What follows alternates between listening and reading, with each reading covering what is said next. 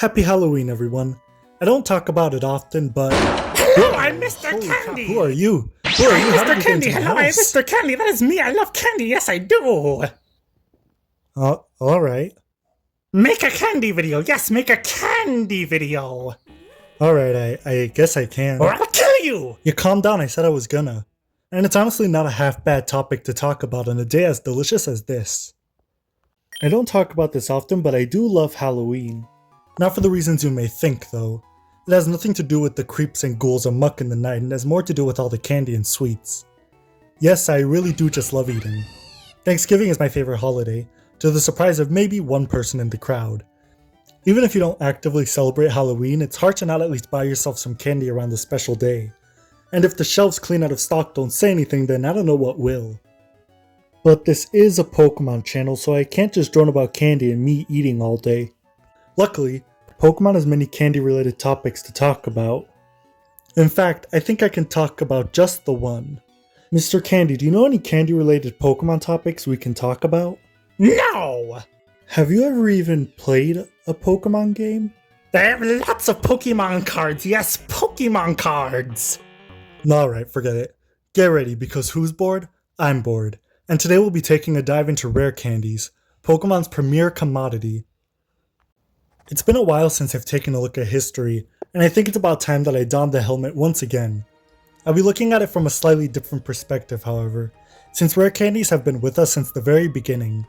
The existence of Rare Candies is one that raises quite a few questions almost instantly, the biggest in my opinion being why they were created, and for what specific purpose. Well, we're in luck, as I could find literally no interviews or developer tidbits on the topic. Looks like we'll simply have to deduce ourselves.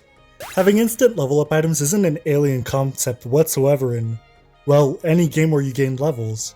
I can't exactly point to you which game started the trend, as it's such a broad category to look into, but it matters very little. In Pokemon though, it's harder to justify their existence from a game design angle. You can have up to 6 Pokemon in a party and, staying true to their name, Rare Candies are a finite resource. So you barely get enough to make a serious difference in a balanced party on paper.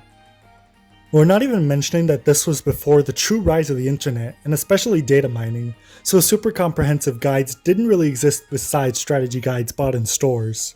Kids love candy! Who wouldn't want candy? Well, I actually think that's more or less the reason they're here. Rare Candies aren't meant to be practical or super helpful. They're meant as rewards for exploring and overachieving. Pokemon didn't really have some great big prize that the player could earn for surfing across the water, or cutting down a slightly inconveniently placed fern. TMs are pretty great, but learn sets vary, and because of that you may feel more inclined to just hoard them, which wouldn't work well as a big reward since your backspace was beyond limited. They needed a reward that was awesome and cool, but you'd want to use the moment you got it or, at the very least, had plans to use it soon. Something that existed to be consumed as quick as possible. Like candy. It's a no-brainer. Nice history lesson, moron! Anyway, Rare Candies would remain nearly untouched for generations. After Gen 3 it would raise happiness, after Gen 4 it would no longer revive a fainted Shedinja, depressingly, and after Gen 8 it would evolve a Pokemon even if it was already at level 100.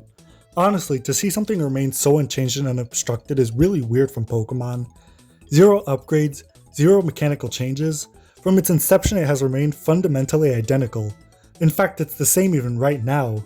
Weird, I could totally end the video right here, but we've got a lot more candy to go. Pokemon Go released midway through 2016, and in it was a mechanic where you could give excess Pokemon to Professor Willow in exchange for candy! Yeah, and I already have more questions. I thought Rare Candies were just some super rare snack or something made for Pokemon, but now I guess they just make them? Or does Professor Willow make them himself? Well, that can't be the case since they're in Let's Go, so Pokemon make candies that they can then consume themselves to gain more power, but won't do so unless you give them to Jacksepticeye? Well, why don't they just consume their own candies and get super powerful? Or can they not do that for some reason? If you leave a Pokemon in a Dynamax spot, they come back to you with extra candies that literally couldn't have come from anyone but themselves. Huh, maybe this is a scary video after all. Rare Candies were actually introduced to Go and... Okay, let's just address the elephant in the room. That looks tasty as hell. In a 2012 Game Informer interview, Junichi Masuda distinctly says that they probably taste like how dog food tastes to humans. Emphasis on probably. But rare candies look way too delicious, like lollipops without the sticks, yet filled with even more delicious juice. The design looks way, way too delicious. Wow, you really do sound like a giant fat hamster. You literally came to me talking about candy. You're just a giant, fat, Mr. Candy. Well, that's your name, but... No, look! My mother was a Mr. Candy. My sister was a Mr. Candy. I'm Mr. Candy. I appreciate the dedication to tradition. Speaking of tradition, Generation 8 of Pokemon stirred the pot quite a bit. Alongside the return of rare candies, they introduced like 5 others. These are the experience candies, and they vary in sizes. Once you beat a Dynamax Pokemon, you get a, well, let's just say Halloween-sized handful. And it isn't a mystery why they were introduced, as Pokemon made the jump to Switch and started acting as rich as they were. They wanted to make the games more accessible and open to everyone as possible.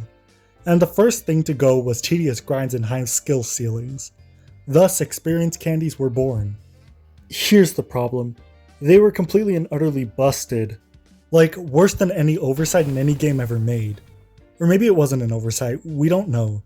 Either way, it was a major mess up for sure. Getting to level 80 was as difficult as booting up the game. And you could grind a couple hundred experience candies in just an hour. People weren't exactly happy with that since it removed any challenge from the game, and made it a cakewalk. As for me, by and large I do think that experience candies improved my Sword and Shield experience in a twisted, maniacal way. The game's progression and balancing were definitely built around the idea that the wild area was someplace that you would be visiting often, so you would be constantly supplementing your Pokemon as the game went on. And I have to admit that it was sort of fun as hell to mix and match my teams, and absolutely obliterate everything throughout the story, all with very little stress and thought. It was a bad case of game balancing, but I'm not inclined to believe that the experience candies were at fault. The game was kind of a slogfest, and experience candies at least made it unbalanced in a fun way. In other words, Game Freak put out the fire with a massive box of worms. Like, worms are better and more helpful than a fire, but admittedly not the best solution to the problem. Just a fun one that we can live with. Make better analogies!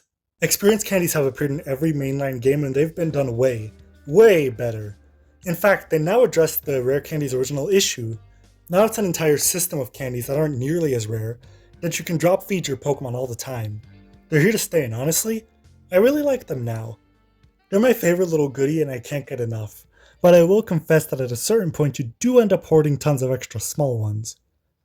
Wait a second. Hey Mr. Candy, I think I know what to give you for Halloween. Here you go, have a ton of extra small experience candies. I don't need them anymore since I'm already level 278. Happy Halloween! Oh, yippee! Yes, yippee! Oh, I love candy, Mr. Candy, that's me! What a guy. I like rare candies, and I honestly think they make for fun rewards. Although the value of a singular rare candy has definitely gone down, I can't say that it isn't for good reason. Now it's a legacy item, a fun reminder of the old format Pokemon used to swear by, and a cute way to gauge how far they'll go. The rare candy will never die, and I love that. What a nostalgic little, seemingly mundane item. Remember to follow my Tumblr and Blue Sky for art and my Wattpad and AO3 for fanfictions. All my socials are bored in a good way, don't forget the underscores, and I always try to respond to DMs. If you want to ask me questions, then my Ask box on Tumblr is always open no matter the type of day or weather. And remember, always, stay bored.